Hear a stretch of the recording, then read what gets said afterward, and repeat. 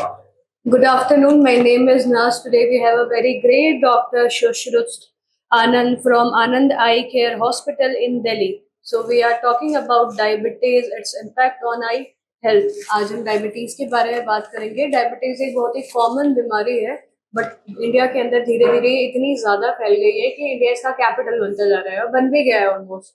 But लोगों को ये नहीं समझ में आती कि वो जो है हमारी आंखों पे भी बहुत ज्यादा फर्क पड़ता है उस चीजों का. लोग अपनी बॉडी में चेकअप कराते हैं, पर कई बार वो अपनी आंखों का चेकअप कराना भूल जाते हैं when they are a diabetic patient. तो सर आज हमें ये बताएंगे कि उसकी क्या क्या साइड इफेक्ट होते हैं जब आप सर डायबिटीज के पेशेंट हैं आंखों पर. Thank you Das. Diabetes actually ये तो बीमारी जो है ये हमारे India is one of the leading countries that is having diabetic patients because the body structure जो हमारा है that is leading to that. Because of that body structure, so we are very prone to getting diabetics because we have a fat around the belly, and that belly fat is very important for having people having diabetes. So वो जो shape हमारा है just उसी के कारण से diabetics है. We are I think second most country in the world that is having diabetes. Diabetes is also a type of silent killer just like glaucoma. और मैं अपने फिजिशियन जो हमारे कलीग्स हैं उन लोगों को भी हमेशा मैं ये बोलता हूँ कि प्लीज आपके पास जो भी डायबिटिक पेशेंट्स आते हैं उनका आप एक बार आई चेकअप जरूर करवा लीजिए. डायबिटीज में होता क्या है कि डायबिटीज में इनिशियली तो कुछ नहीं होता है, इनिशियल सिम्टम्स नहीं होते, but later on age of जो है माइक्रो एन्यूरिज्म्स डेवलप हो जाते हैं. जो स्मॉल वेसल्स होते हैं उसमें छोटे छोटे एन्यूरिज्म्स डेवलप हो जाते हैं, जिसके कारण कि वहां से जो वेसल वहां का सप्लाई ब्लड सप्लाई जो होता है वो रुक जाता है. ब्लड सप्लाई जैसे रुकता है फिर वो ऑक्सीजन डेफिशिएंट हो जाता है वो एरिया. तो उसके लिए वो अपने आप को ऑक्सीजन निकालने के लिए उसमें बॉडी के डिफरेंट फैक्टर्स होते हैं जो बीजीएफ जिसको बोला जाता है, वैस्कुलर ग्रोथ फैक्टर्स होते हैं. उसके कारण नए वेसल्स डेवलप हो जाते हैं. These new vessels when they develop they are not leak proof. तो उसमें these are leaky vessels.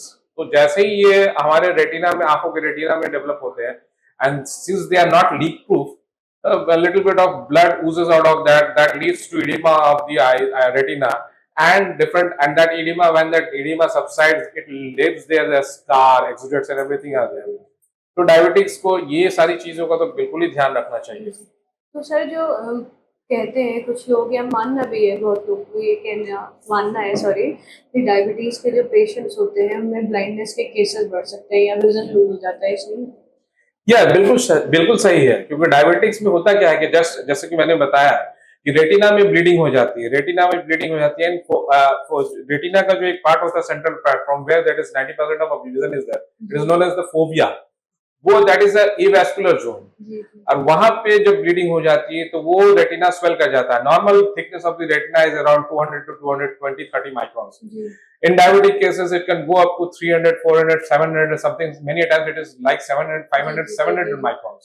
So that वो जब कोई चीज फूल जाता है स्पॉन्ज की तरह, तो वो वहां पे फिर वो retinal cells are not that efficient कि वहां से वो बेस पाए. और वो फाइनली क्या होता है कि अगर उसको हम लोगों ने ट्रीट नहीं किया तो finally that can lead to blindness. और सर डायबिटीज में क्या कहते हैं, जैसे हमारी आंखों पे तो फर्क पड़ता ही पड़ता है, बट कुछ लोगों का कहना होता है अगर वो अपना न्यूट्रिशन वगैरह चेंज करते हैं तो आई हेल्थ पे फर्क पड़ता है. ऐसा होता है क्या? I couldn't get you.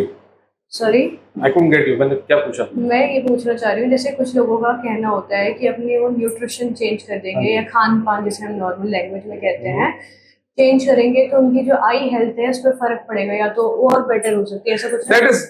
That is definitely it. You have to have a good glycemic control. आप या तो खाने से कीजिए. डायबिटीज के मैनेजमेंट में it cannot be a single modality of treatment. It has to be exercise, diet control and medicine. अगर ये तीनों चीज हम लोग साथ में करेंगे तभी we can have a good glycemic control. We have to exercise the amount of exercise that our body can tolerate. आपको उतना करना चाहिए. डजंट डिपेंड कि आप सुबह कर रहे हैं, दोपहर कर रहे हैं, शाम कर रहे हैं. जब मौका मिले तब आप एक्सरसाइज करें, तब आप मॉर्निंग वॉक करें, इवनिंग वॉक करें, आफ्टरनून वॉक करें. जो वॉक करना चाहते हैं कर सकते हैं. We don't nowadays we don't restrict the patients to आप जो है कि चावल ना खाओ, ये मत खाओ. आप हमारा मैनेजमेंट का यही रहता है कि आप जितना खाओ. अगर आपने 1000 किलो कैलोरीज ली है तो 1000 किलो कैलोरीज को आपको बर्न करना है. दैट डिपेंड्स कि आप कैसे बर्न करो, ये आपके ऊपर डिपेंड करता है. तो ये डेफिनेटली अगर आप ग्लाइसेमिक कंट्रोल आपको चाहिए, आप डाइट को कंट्रोल करेंगे, डेफिनेटली आपकी आंखों में खराबी नहीं आएंगी. तो सर जो डायबिटिक पेशेंट्स होते हैं तो कौन सा करेक्ट टाइम होता है उन्हें कि डॉक्टर को दिखाना चाहिए, आई डॉक्टर को?